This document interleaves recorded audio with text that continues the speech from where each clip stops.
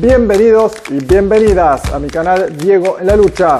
La inteligencia es la facultad de la mente que permite aprender e interpretar la realidad y tomar decisiones a partir de esto. Pero la sabiduría es la capacidad del ser humano sobre cómo aplicar el conocimiento adquirido y gracias a la experiencia hacerlo de la forma más adecuada. Si bien en nuestros días el mundo vive una guerra que está presente diariamente en la agenda mediática de los medios de comunicación más poderosos y cuya visión es totalmente parcializada, la realidad es que las guerras no necesariamente son aquellas en las que hay tanques y misiles. El mundo ha estado en guerra encubierta desde hace décadas, pero ahora es mucho más evidente, ya que los bloques contrarios están mucho más parejos y el poder de los enemigos de Occidente crece día a día y no son enemigos que toman decisiones al calor de las emociones, sino enemigos que están fracturando lentamente al bloque más poderoso del mundo. Presten mucha atención al análisis de hoy. Mientras los egos occidentales empujan a algunos líderes a hacer afirmaciones desafortunadas y fuera de lugar, como el presidente Joe Biden, quien manifestó recientemente que no hay otro presidente en la historia de Estados Unidos que haya hecho tanto como él, aunque la inflación en Estados Unidos esté haciendo estragos, según el Departamento de Trabajo norteamericano, siendo la tasa más alta desde 1982. La inteligencia del líder norteamericano lo dirige a invertir millones de dólares en envío de armas a Ucrania para tratar de hundir a Rusia e indirectamente a China, aunque esto haga que la deuda estadounidense supere los 31 billones de dólares. Sí,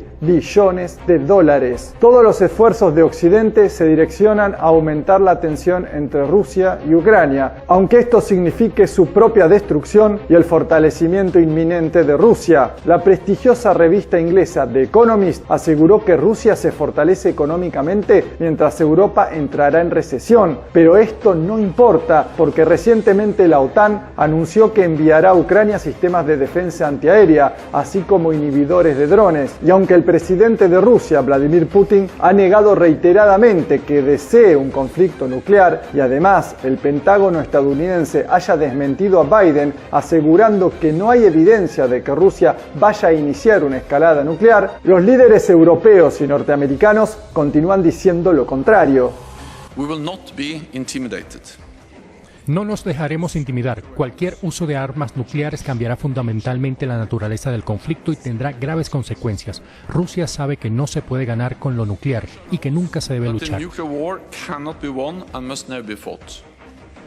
El secretario de Defensa de Estados Unidos, Lloyd Austin, dijo que los aliados se han comprometido a enviar armas tan rápido como puedan llevarlas físicamente. La retórica irresponsable y temeraria es peligrosa y por eso cuando presenciamos el ruido de sables nucleares no creemos que sea muy útil y es peligroso. La OTAN una vez más no supone ninguna amenaza para Rusia. Esta es la guerra que elige Rusia. Como hemos dicho en trabajos anteriores, las guerras en sí mismas son un negocio que solo beneficia a pequeñas élites, pero de fondo, toda guerra se lleva a cabo por factores económicos, y en este caso es por la energía que Rusia sí posee y Occidente necesita. La inteligencia en sí misma no necesariamente es buena, si está acompañada de factores emocionales como la ira, porque la estrategia occidental encabezada por el tío Sam está basada en la industria armamentista y la guerra abierta, pero el bloque asiático apuesta por la paciencia y las jugadas casi inesperadas. Un ejemplo de ello es que China está ganando cientos de millones de dólares revendiendo gas natural licuado a Europa como consecuencia de las actuales sanciones contra Rusia, según reseñó el diario estadounidense The Wall Street Journal. ¿Y cómo es que sucede esto? Pues resulta que China presenta una baja demanda de gas natural licuado, mientras que los europeos tiemblan ante la escasez y la cercanía del invierno. Pero lo preocupante es que el problema energético en Europa no se reduce solo al gas. En Francia ya hay regiones con larguísimas filas de autos para abastecer gasolina e incluso han surgido riñas por litros de combustible para autos. En medio de este panorama ya hay líderes europeos que se están dando cuenta de que Estados Unidos los está usando y que son los únicos grandes perdedores de esta contienda. Il n'est pas question non plus que nous laissions le conflit en Ukraine se solder par une domination économique américaine et un affaiblissement européen. Nous ne pouvons pas accepter que notre partenaire américain vende son GNL 4 fois le prix auquel il le vend à ses propres industriels. Un affaiblissement économique de l'Europe n'est dans l'intérêt de personne. Un affaiblissement économique de l'Europe n'est pas dans l'intérêt de nos partenaires américains.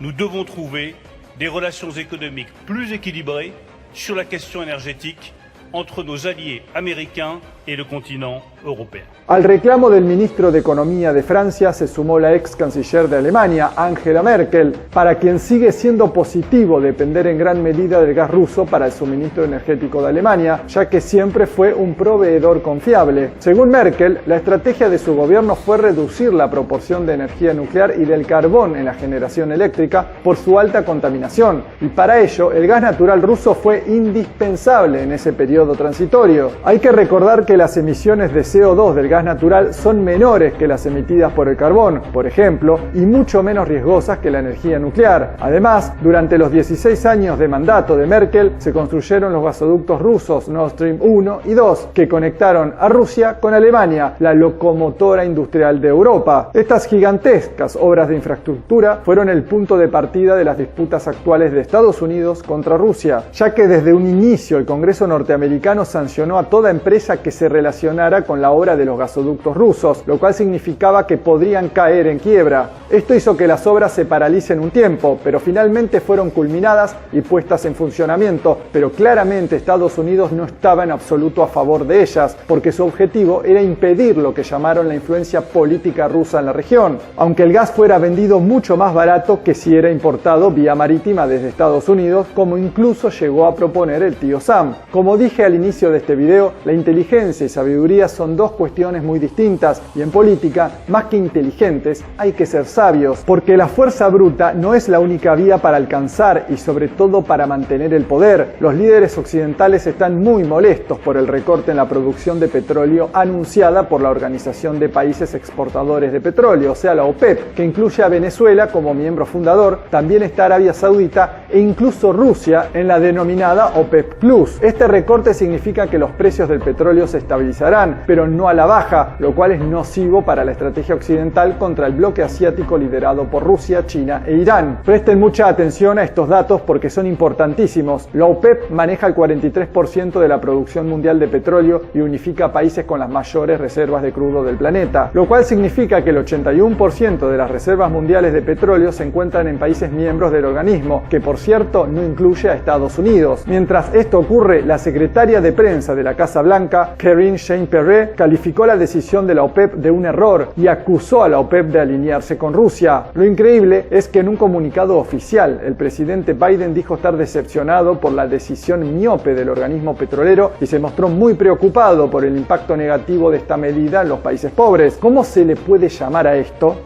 Pero eso sí, ya el Congreso norteamericano está buscando formas de atacar al organismo y varios expertos sostienen que este paso de la OPEP supondría un golpe para la administración de Biden, ya que provocaría un aumento significativo del precio de la gasolina en Estados Unidos, es decir, más inflación. Bueno, la realidad es que para el bloque occidental y sus representantes mediáticos, la decisión de la OPEP de recortar la producción petrolera es un asunto puramente político para afectar a millones de europeos, pero para Putin es responsabilidad de las políticas del bloque. Последствия частичного отказа от товаров из России уже негативно сказываются на экономике и жителях Европы. Однако вместо того, чтобы работать над возвращением конкурентных преимуществ, своих собственных конкурентных преимуществ в виде дешевых и надежных российских энергоносителей, страны еврозоны только усугубляют ситуацию. В том числе решили ограничить цену на нефть и нефтепродукты из нашей страны. Но это уже не только страны Европы, вместе с Северной Америкой это делают. И как планируется с декабря текущего года. В этой связи приведу цитату американского экономиста, лауреата Нобелевской премии Милтона Фридмана. Кавычки открываются. Если вы хотите создать дефицит, например, помидоров, то нужно просто принять закон, по которому розничные торговцы не могут продавать помидоры более чем за 2 цента за фунт. Вы тут же получите дефицит помидоров. То же самое с нефтью или газом. Кавычки закрываются, конец цитаты. Напомню, что Милтон Фридман ушел из жизни в 2006 году. Он не имел никакого отношения к российскому правительству и уже точно не может быть записан в агенты влияния России. Para evitar lo que sucederá con el petróleo, según la ciencia económica estudiada incluso por economistas estadounidenses, Biden continuaría ordenando la liberación de millones de barriles de la Reserva Estratégica de Petróleo de Estados Unidos. Hay que recordar que las reservas estadounidenses de crudo se están agotando rápidamente y ahora están en su nivel más bajo desde julio de 1984 y no está claro cuándo planea el gobierno de Biden comprar una recarga. La estrategia de Biden podría catalogarse como una decisión inteligente en el corto plazo, aunque traerá consecuencias evidentes. Pero una estrategia sabia es la que lleva a cabo el bloque asiático, porque en medio del caos, Putin fortalece lazos con países estratégicos como Emiratos Árabes, ya que acordaron garantizar estabilidad en materia energética y consolidar relaciones binacionales. Paralelamente, Putin estrecha relaciones políticas con el presidente turco, Recep Erdogan, ya que dialogaron sobre crear un centro gasístico regional. En caso de concretarse la idea, también podría evaluarse la venta de gas a otros países a través de nuevos gasoductos. Si esto se concreta, Turquía seguiría vetando estrategias de la OTAN, ya que es miembro del organismo y toda propuesta del organismo militar debe aprobarse de forma unánime. Sin enfrentamientos directos, al estilo occidental, Putin está logrando que aliados históricos de Estados Unidos le den la espalda, ya que Arabia Saudí aseguró que no acepta dictados de Estados Unidos sobre petróleo, luego de que Biden amenazara a Riad con una respuesta ante la reducción de producción de petróleo. Como dijo el legendario líder argentino Juan Domingo Perón, la política no se aprende, se comprende. Un verdadero estratega político, un sabio estratega político, analiza la realidad, se despoja de emociones como la ira, es paciente, se hace consciente de sus habilidades, herramientas y aliados y luego responde con la mejor jugada. Solo así se garantiza la victoria y sin duda vivimos tiempos donde la política occidental ya no da los mismos resultados. Los países occidentales llevan siglos diciendo que llevan la libertad y la democracia a otras naciones. Es exactamente lo contrario. En lugar de democracia hay supresión y explotación. En lugar de libertad, esclavitud y violencia. Todo el orden mundial unipolar es intrínsecamente antidemocrático y no es libre. Es mentiroso e hipócrita hasta la médula. Estados Unidos es el único país del mundo que utilizó armas nucleares, y en 2 ocasiones, destruyendo las ciudades japonesas de Hiroshima y Nagasaki. Por cierto, sentando así un precedente. Les recuerdo que Estados Unidos, junto con los británicos, convirtieron en ruinas sin ninguna necesidad militar Dresde, Hamburgo, Colonia y muchas otras ciudades alemanas durante la Segunda Guerra Mundial.